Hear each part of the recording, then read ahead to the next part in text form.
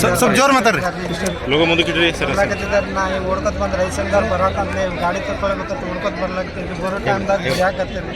ಬಡಿಯಾಕತ್ತಂದ್ರೆ ನಾವು ಓಡಿ ಬಂದ್ವಿ. ಓಡಿ ಹೋಗ್ಬಿಡ್ದ ಇಂಥ ಒಂದು ಗಾಡಿಗೆ ಹೆಚ್ಚಾಗಿ ಇಂಜನ್ ಅಂತ ಎಲ್ಲ ಸುತ್ತೋಗಿತ್ತು ನಮ್ಗೆ. ಎಷ್ಟು ಟನ್ ಕಾಬಿತ್ರಿ? 20 ಟನ್ ಕಾಬಿತ್ರಿ. ಇಂಜನ್ ಅಂತ ಏನು ಉಳಿದಿಲ್ಲ ಸರ್. ಹಂಗೆ ಓಡ್ಕೊತ ಹೋಗಂತ ನಮ್ಗೆ ಬಡ್ದಾರ ಕಾಲಿ ಯಾವ ಕಡೆಯಿಂದ ಬಂದ್ರೆ ರೈತರು ಬಂದಿಲ್ಲ. ಇಂಜನ್ ತಗೊಂಡ್ಬಿಡ್ದ ಇಳಿಬಿಡ್ದ ಯಾಕಂದ್ರೆ ಅಟ್ರಾ ಕಸ್ಕೊಂಡು ನೋಡಿ. ಎಷ್ಟು ಮಂದಿ ಇದ್ರಿ ಅಂದಾಜು? 7-10 ಮಂದಿ ಇದ್ದಾರೆ. ಮುಂದೆ ಓಡ್ಕೊತ ಬಂದವ್ರು 7-10 ಮಂದಿ ಅಷ್ಟೇ ಇದ್ರು. ನಾನು ಮುಂದೆ ಹೋಗಿ ಸಿಗಂತ ಅಲ್ಲಿ ಬಿಡಿಯಾಕತ್ತೀನಿ. ಏನು ಮಾಡಿದ್ರೆ ರೈತ ಇಲ್ಲಿ ಬಂದ ತಕ್ಷಣ ಏನು ಮಾಡಿದ್ರೆ? ಏನಿಲ್ಲ, ಅವ್ರು ದಂಡಿಗೆ ಮಾಡಕತ್ತಿದ್ರು. ಅಲ್ಲಿ ದಂಡಿಗೆ ಮಾಡೋದಂತೆ ಗಾಡಿ ಕಡೆ ಬರ್ತಾರಂತೆ. ಹಿಂದುವರಿನ ಹಚ್ಕೊತಾರೆ.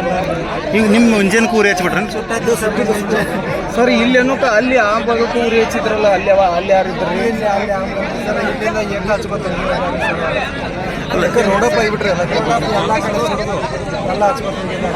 ಈ ಫ್ಯಾಕ್ಟ್ರಿ ಸಿಬ್ಬಂದಿ ಅವರು ಸೆಕ್ಯೂರಿಟಿ ಯಾರು ಇದ್ದಿದ್ದಿಲ್ಲನ್ರಿ? ಸೆಕ್ಯೂರಿಟಿ ಅದು ಆ ಕಡೆ ಅಲ್ಲಿ ಮುಂದಿದ್ದಾರೆ. ಅವ್ರು ಕಲ್ಲುಗಿಲ್ಲ ಕತ್ತರಿ ಕಲ್ಲುಗಿಲ್ಲ ಅಂದ್ರೆ ಎಲ್ಲ. ಹಾಂ, ಅಲ್ಲ ಇದು ಪರ್ಟಿಕ್ಯುಲರ್ ನಿಮಗೆ ನೋಡಿದಾಗ ಯಾರು ಮಾಡ್ಯಾರ ಇದನ್ನ ಅಂತ ಅನ್ಸುತ್ತೆ ನಿಮಗೆ?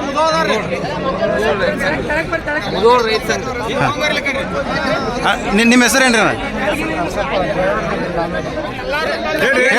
ಏನಾಗೈತಿ ಏಕಾಏಕಿ? 13 ಡಿಸೆಂಬರ್ 73ನೇ ಇಸ್ವಿಯಾಗೊಮ್ಮೆ ಮಹಾರಾಷ್ಟ್ರ ಗೌರ್ಮೆಂಟ್ ಆಗೈತ್ರಿ. ಈಗ 13-11-2025 ಇದೊಂದು ಆಯ್ತು ಸರ್. ಇದು ರೈತರಿಗೆ ಭಾಳ ಅನ್ಯಾಯ ಐತ್ರಿ. ಆದ್ರೆ ಇದು ಆಗಬಾರ್ದಾಗೈತ್ರಿ. ಮೊನ್ನೆ ಮುಗಿದತ್ತು ಸರ್. ಅದೆಲ್ಲಿ ಗುಲ್ಲಾಪುರ ಕಾಶಿನಾಗ್ರಿ. ಇದು ಹೊಳ್ಳೆ ಭಾಳ ಅನ್ಯಾಯ ಆಯ್ತು ಸರ್. ಈಗ ಏನಿದೆ? ಈಗ 3,500 ರೂಪಾಯಿ ಕೇಳಾಕತ್ತಾರ. ಇವರು ಕೊಡ್ಲಿಕ್ಕೆ ಹೋಗ್ತಿಲ್ಲ. ಸಂಧಾನ ಸಭೆ ಸಾಕಷ್ಟು ಮಾಡಿದಾರೆ ರೈತರು. ಗೌರ್ಮೆಂಟ್ ಸಿದ್ದರಾಮಯ್ಯವರು ಮುಗಿಸಾರಲ್ರಿ. ಮುಗಿಸಾರ ಇದೆಲ್ಲ ಹುರುಪಾಗಿದ್ರು ನಾವು. ಇದು ಹೊಳ್ಳೆ ಅಂದ್ರೆ ಭಾಳ ಅನ್ಯಾಯ ಆಯ್ತು ಸರ್. ಇದು ನಮ್ಮ ರೈತರಿಗೆ ಎಲ್ಲರಿಗೂ ಏನು ನೋಡ್ಬೇಕ್ರಿ. ಮುಂದಿನ ಏನು ಹೇಳತ್ತಲ್ಲ ಸರ್. ಭಾಳ ನುಕ್ಸಾನ ಸರ್. ಎಲ್ಲರೂ ಈ ರೀತಿ ಆಗಬಾರ್ದು ಸರ್. ನಿಮ್ಮ ಹೆಸರು? ನಮ್ಮ ಹೆಸರು ಬಸವರಾಜ್ ಕಂಗನಿ ಶಿಕ್ಷಕರು.